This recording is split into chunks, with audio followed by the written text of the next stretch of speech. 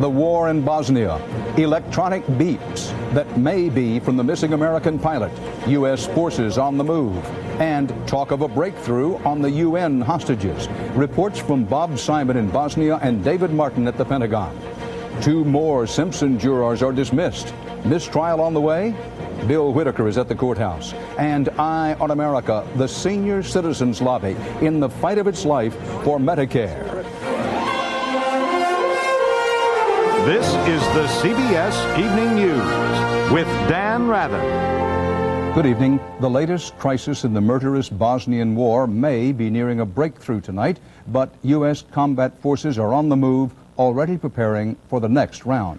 That could include help for British, French, and other UN peacekeepers, and/or the rescue of a missing American pilot.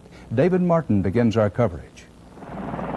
As early as this week, these Apache helicopters will begin moving from Germany down to Italy to prepare for a possible emergency evacuation of UN peacekeepers from Bosnia.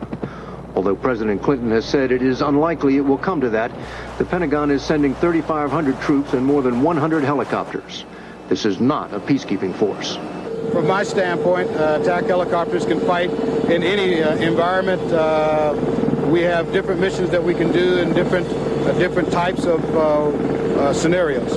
The evacuation force will be based in Vicenza, Italy, where there is already a brigade of paratroopers from the 82nd Airborne Division. Because of the distances involved in reaching some of the UN outposts in eastern Bosnia, the U.S. will set up refueling stations for the helicopters along the coast.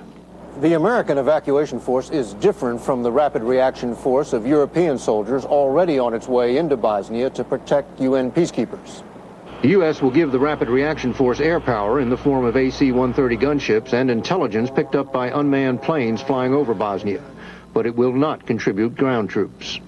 Reliable intelligence is hard to come by in Bosnia. Friday's shoot-down of an American F-16 happened in an area where intelligence had not spotted any anti-aircraft missiles. The pilot of that plane is still missing, although searchers have picked up signals from a beeper attached to his parachute.